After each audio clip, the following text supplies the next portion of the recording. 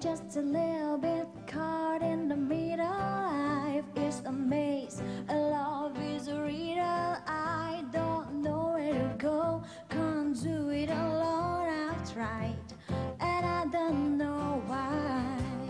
Slow it down and make it stop, or else my heart is going to pop. 'Cause it's too much, yeah, it's a lot. 'Cause I just can't get enough.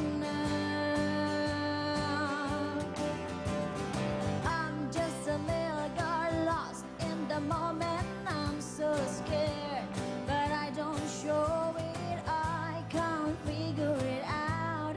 It's bringing me down. I know I've got to let it go and just enjoy the show.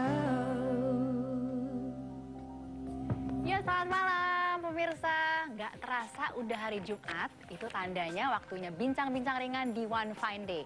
Nah pemirsa, saya baru aja nih selesai packing untuk titipan teman saya yang sedang melanjutkan studi S2-nya di Amerika Serikat. Dan rencananya saya mau menitipkan ke teman saya, Ibu Priska. Ibu Priska, nggak apa-apa ya aku nitip barang ya? Nggak apa-apa, Syar. Nggak ngerepotin kan? Enggak, emang kebetulan aku mau ke sana. Aduh, pas banget kalau kayak gitu ya. Malah aku dulu waktu di luar negeri juga, aku yang hobi nitip-nitip. Hobi nitip-nitip juga ya? Nah pemirsa, bintang tamu kita malam ini adalah Ibu Priska Andrisen Batubara. Beliau ini adalah Chief Marketing Officer Divisi Pendidikan Agung Podomoro Group. Dan beliau ini juga dulu sempat mengecap pendidikan ya di University Reading Berkshire UK. Betul. Dan itu dari SMA ya Bu ya? Dari SMA, aku umur 15 tuh, Syar, udah dikirim ke sana. Waduh. Totalnya aku 10 tahun. 10 Jadi aku tahun. 3 tahun SMA, 4 tahun di uni, habis itu kerja 3 tahun cari duit. Waduh. Nah ini kalau misalnya kita ngomong-ngomong tentang masalah masa-masa sekolah gitu, itu pasti seru sekali ya, apalagi di negeri orang tuh. Gimana tuh Bu? Aku paling inget ya, Syar ya, aku 15 tahun. Breakku pertama itu dia autumn break, pas Halloween. Jadi aku ke tempat temennya orang tuaku. Kira-kira jam 5, jam 6 udah mulai gelap tuh. Ada yang ngebel, aku aja yang buka. Aku buka. Aku takut, teriak. Trick or treat Trick ya? or treat. Tapi kan aku di Indonesia, ini kita bicara tahun 80-an loh. Oh, iya. Jadi Halloween belum common gitu kan. Tapi dari situ aku belajar untuk adaptasi ke culture mereka juga. Gitu. Tapi seru lah. Aku dulu juga gitu, kan dulu sempat sekolah di New Zealand. Itu saya di Hamilton, kota kecil di desa sih sebenarnya. Itu berasa sekali. Kayak misalnya kita tinggal sendiri. Terus kalau misalnya malam lapar, kita juga toko jam 4 udah tutup. Jadi yang aduh udah homesick aja. Tapi untungnya di sana juga banyak pelajar, mahasiswa yang saling membantu. Organisasinya cukup solid ya Bu ya. Waktu saya di sana ya, Syar ya, di sekolahku itu orang Indonesia paling hanya 2 atau 3 dari 400. Saya bergabung di asosiasi Southeast Asia. Akhirnya ada yang namanya PPI. Perhimpunan Pelajar Indonesia. Iya, betul sekali. Nah, di situ tempat kita curhat, bisa saling tukar informasi ya, dan kita belajar berorganisasi juga, bekal juga buat kita. Pemirsa, One Fine Day juga punya informasi seputar Perhimpunan Pelajar Indonesia di luar negeri. Kita lihat yuk. Untuk menyatukan para pelajar dan mahasiswa yang tersebar menuntut ilmu di luar negeri, maka di setiap negara mempunyai organisasi bagi pelajar Indonesia, yaitu PPI atau Perhimpunan Pelajar Indonesia. PPI ini ada mulai dari tingkat wilayah sampai ke tingkat negara, juga berperan serta memperkenalkan budaya, negara dan bangsa Indonesia di negara yang bersangkutan. Berikut adalah Perhimpunan Pelajar Indonesia di berbagai negara. Permias, Persatuan atau Perhimpunan Mahasiswa Indonesia di Amerika Serikat, merupakan salah satu bentuk Perhimpunan Pelajar Indonesia yang khusus menaungi mahasiswa Indonesia yang bermukim di Amerika Serikat. PPI France, Perhimpunan Pelajar Indonesia Prancis, ada sekitar 20 PPI wilayah di seluruh Prancis dan beranggotakan lebih dari 450 pelajar Indonesia. PPIA, organisasi ini untuk mewadahi interaksi dan mendukung kegiatan pelajar Indonesia yang sedang belajar atau akan belajar di Australia. PPI UK adalah Perhimpunan Pelajar Indonesia di United Kingdom, merupakan organisasi yang mempersatukan PPI cabang dan PPI perwakilan yang berada di United Kingdom dan di bawah perlindungan pemerintah Republik Indonesia. Waduh, ternyata banyak sekali nih pelajar-pelajar kita yang tergabung dalam Perhimpunan Pelajar Indonesia Indonesia di luar negeri ya Bu ya. Luar biasa. Iya, jadi ini kan membuktikan bahwa setiap tahunnya itu masih banyak orang tua murid yang ingin menyekolahkan anaknya di luar negeri, khususnya di Amerika ya. Dan kalau menurut Konsulat Jenderal Amerika Serikat, itu tahun 2011 ada 8.000 siswa pelajar Indonesia yang belajar di Amerika Serikat. Dan tahun 2012 ini diperkirakan mencapai 16.000 siswa, Bu. Berarti luar biasa ya, 2 kali lipat deh jumlahnya. Tapi saya senang dengar itu. Berarti kan ekonomi kita maju ya. Iya. Kemudian juga kesadaran internasionalnya mulai tinggi. Orang tua kita ini mulai berpikir, wah dunia makin kecil kalau anak saya tidak berwawasan internasional, harus bisa mengikuti perubahan zaman, ya kan, perubahan globalisasi, bahasa juga suatu aset yang sangat dipentingkan saat sekarang ini. Jadi mereka kirimkan ke luar negeri. Dan kenapa Amerika yang mendapat porsi terbesar? Amerika ini kreatif, imajinatif. Sistem pendidikan dia ini memang dilatih untuk lebih kreatif, lebih imajinatif kurikulumnya. Fasilitas Amerika memang mungkin juga menunjang. Di kelasnya mereka tuh antara dosen dengan murid, Tidak ada mahasiswa jaraknya gitu ya. Kadang dosennya justru dia yang stand back. Mahasiswanya yang diskusi sendiri. Jadi fungsi dosennya lebih untuk mengarahkan aja. Mungkin yang seperti inilah yang membuat orang kita tertarik gitu. Makanya saya waktu itu pas baca biografi dari Einstein ya, society's competitive advantage will come when schools stimulate imagination and creativity. Jadi jelas di situ dia penekanannya bukan belajar fisika atau matematik, tapi penekanannya adalah imajinasi dan kreativitas. Jadi kalau kita lihat Steve Jobs, itu modern inventor lah ya. Dia yang ciptakan Apple, Bill Gates ciptakan Microsoft. Yang recent aja deh, Mark Zuckerberg, Facebook. Itu benar-benar breakthrough gitu ya. Sama seperti Einstein, dia bilang dia ketemu teori relativitas atom itu bukan kutak-kutik rumus fisikanya, enggak. Begitu dia dapat itu, pada saat dia berimajinasi bahwa dia adalah atom itu. Nah itu yang dia menang Nobel, ya kan? Dan memberi kontribusi untuk dunia. Itu sangat menarik, tapi sebenarnya setiap anak itu unik dan pastinya punya kreativitas dan imajinasi sendiri-sendiri gitu ya. Setuju. Nah Ibu Friska dan pemirsa di rumah, saya juga punya tamu cantik sekali. Dia juga pernah mengecap pendidikan di Perth, Australia, dan Miss Indonesia tahun 2008, yaitu Sandra Angelia. Salam-salam dulu. Hai.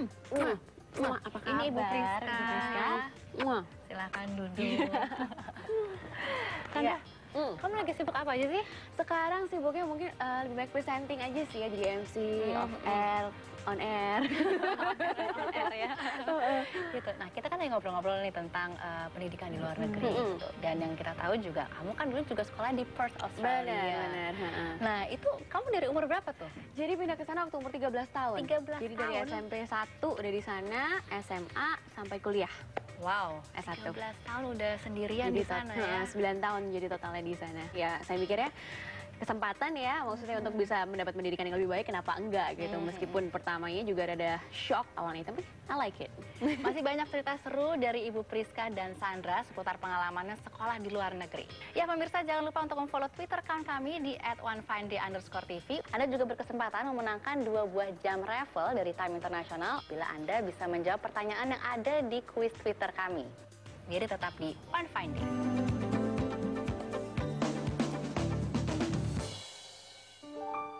Seiring langkah membangun negeri, pengalaman telah kuatkan kami.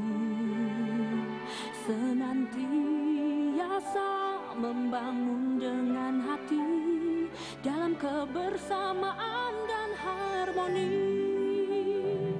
Kebutuhan Anda, kekuatan kami. Keluarga tumbuh kokoh abadi, kesetiaan kami dari hati, Agung Podomoro untuk harmoni. Wujudkan mimpi bersama kami, Agung Podomoro.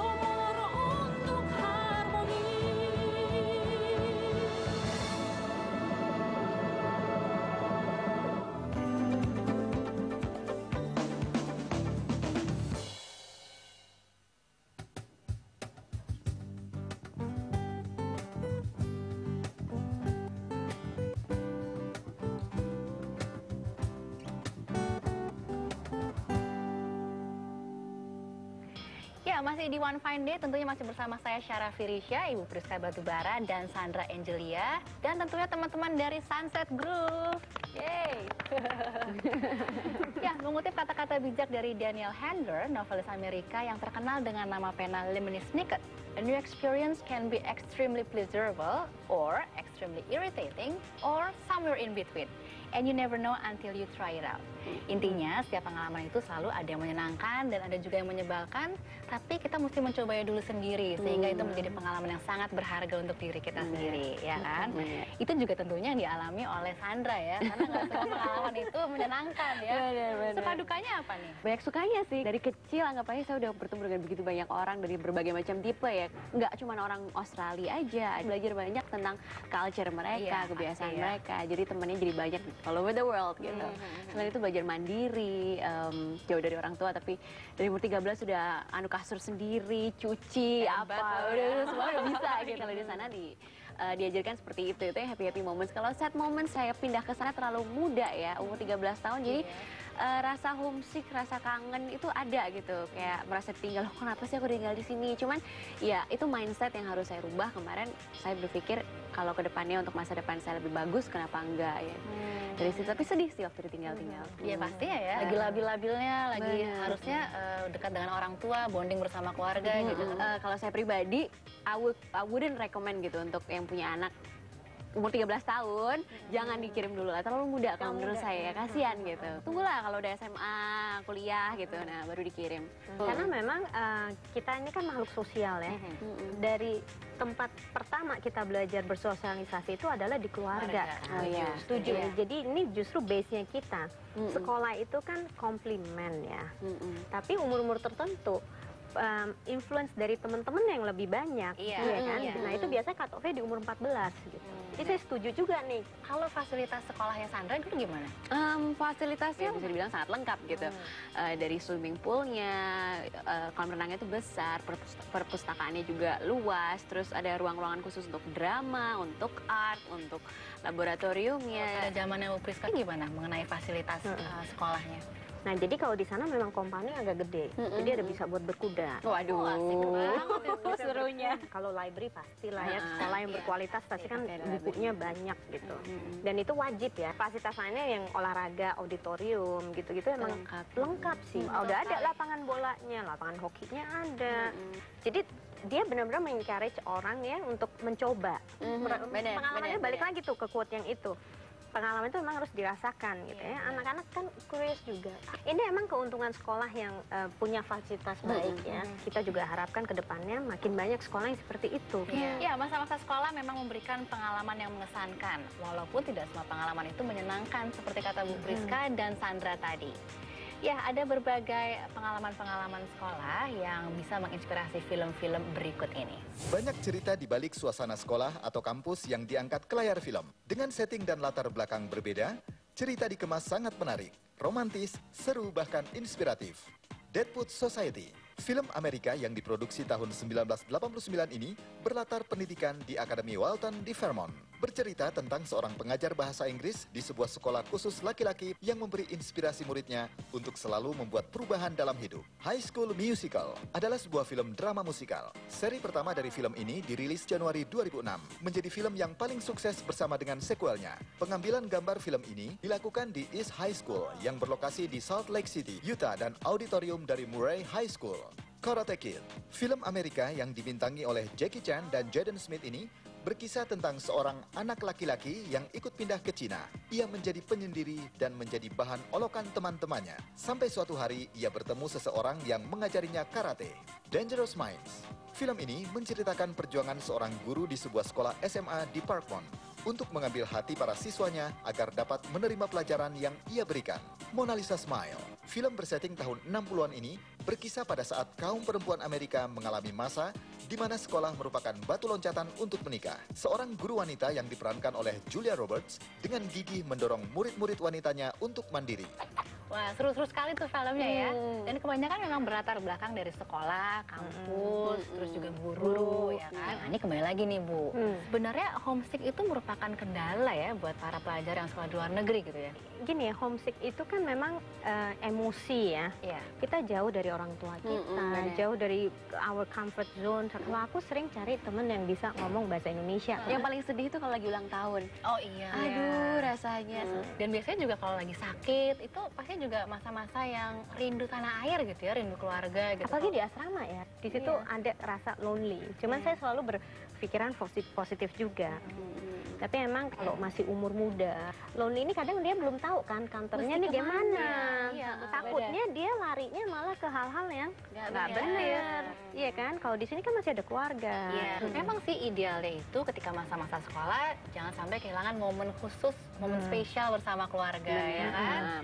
Setuju ya. Nah, Sandra terima kasih atas kehadirannya. Sama-sama. Ya. Sukses selalu. Dan pemirsa tentunya masih ada solusi untuk mendapatkan pendidikan berkualitas internasional tanpa harus meninggalkan momen-momen spesial dengan keluarga. Kita akan bahasnya di segmen berikutnya. Dan Anda juga jangan lupa untuk memfollow Twitter account kami di @onefinday_tv karena kami punya sepasang jam tangan Revel dari Time International seperti yang saya pakai ini. Jam tangan eksklusif ini merupakan high quality product dengan material yang tough, mekanisme Japan Movement, serta desain yang unik untuk masing-masing kepribadian. Karena dengan Revel, sisi berani dan provokatif Anda ditampilkan. Kami akan segera kembali, tetap di One Fine Day.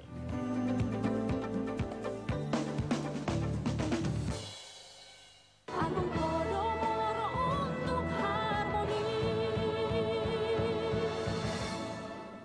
Seiring langkah membangun negeri, pengalaman telah kuatkan kami. Senantiasa membangun dengan hati dalam kebersamaan dan harmoni. Kebutuhan Anda, kekuatan kami. Keluarga tumbuh kokoh abadi. Kesetiaan kami dari hati. Agung Podomoro untuk harmoni. Wujudkan mimpi bersama kami. Agung Podomoro untuk harmoni. NGIS 622145850060. Agung Podomoro untuk harmoni.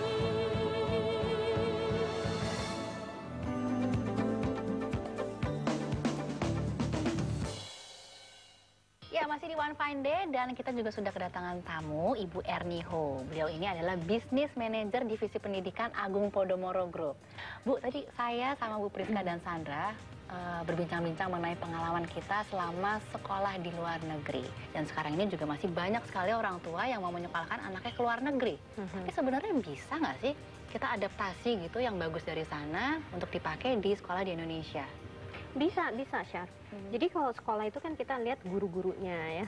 Nah, jadi kalau kita ada kemungkinan membawa guru-guru yang bagus dari luar untuk masuk ke sini dengan tujuan menginspirasi, kita bisa ciptakan lah ambience seperti itu. Di mana di kelas proses pembelajarannya itu lebih aktif gitu. Kita lihat karakter anaknya ya. Kalau fasilitas saya rasa sekolah di sini nggak kurang gitu ya. Yang mungkin agak kurang mungkin fine arts-nya ya. Jadi kalau music department-nya bisa diperbanyak alat-alat musiknya. Jadi seharusnya sih bisa ya.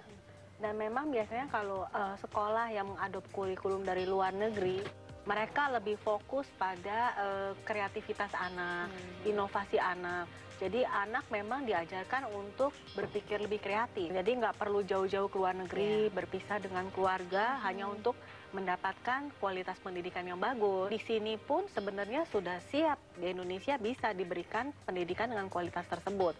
Jadi anak tumbuh kembang dengan keluarga, bisa berdampingan dengan ayah ibunya, sambil dia juga bisa mendapatkan pendidikan yang baik. Dan yang paling penting juga adalah adat ketimuran. Sebagai bangsa Indonesia kan kita juga mau ya generasi muda kita masih membawa adat ketimuran. Kalau dia sudah keluar negeri dari kecil kan itu adatnya sudah mulai luntur gitu. Ternyata memang benar ya, kalau tumbuh kembang anak pada masa-masa sekolah ada baiknya memang didampingi oleh keluarga dan orang tua gitu ya Bu ya. Betul. Kalau Bu Erni sendiri gimana untuk menyikapi seperti ini Bu? Ya, untuk mengakomodasi kebersamaan dengan keluarga, tapi sekaligus juga orang tua bisa memberikan kualitas pendidikan yang baik buat anaknya.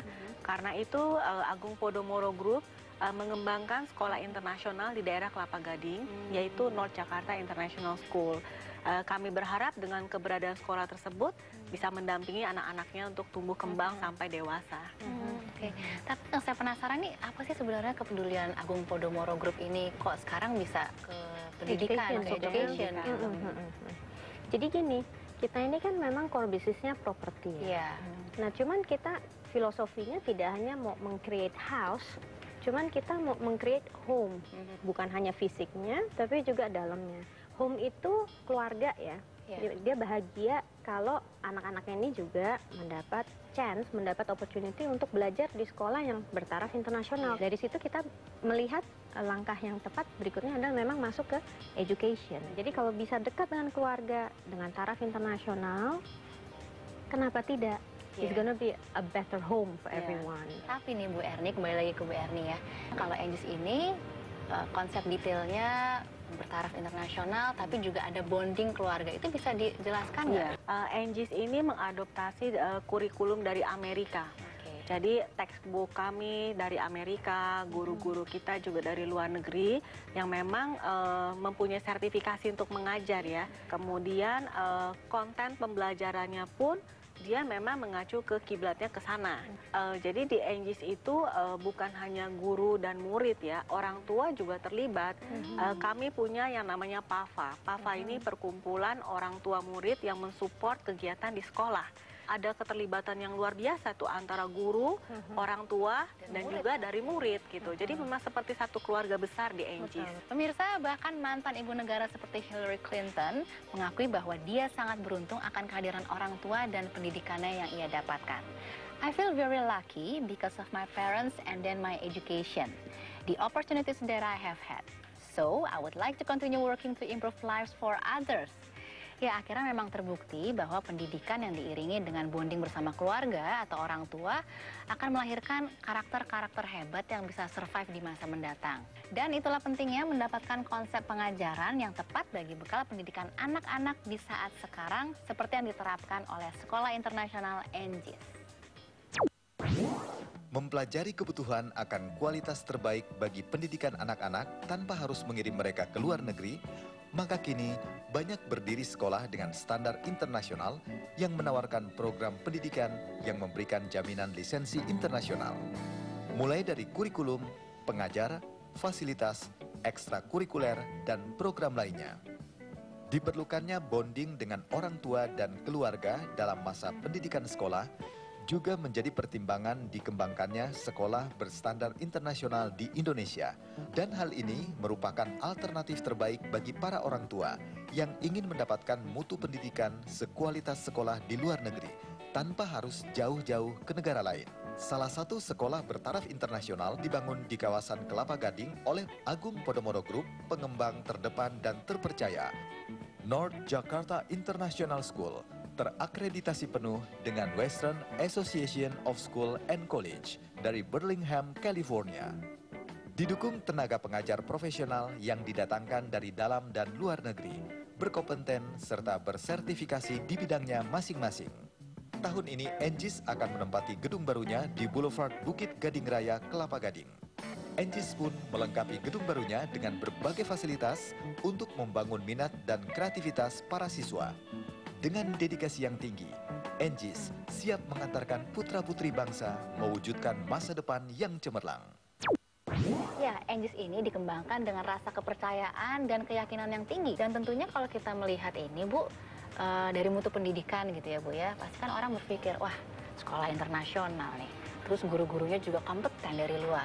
Pasti harganya mahal. Kalau kita bicara dari segi biaya itu sebenarnya kan relatif ya. Tapi memang tidak bisa dibilang murah.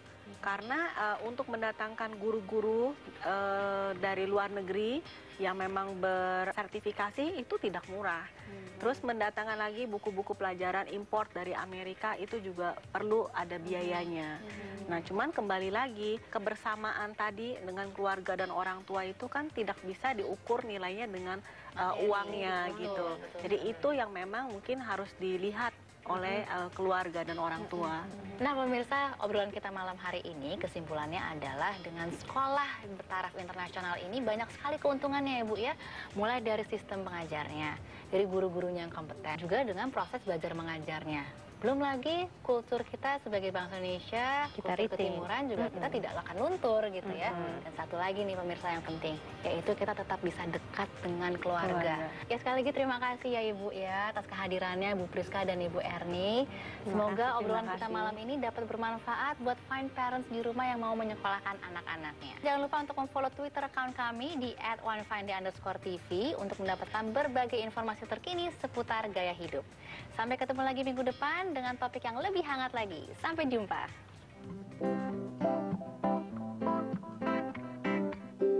Strawberry lips shining in the summer sun.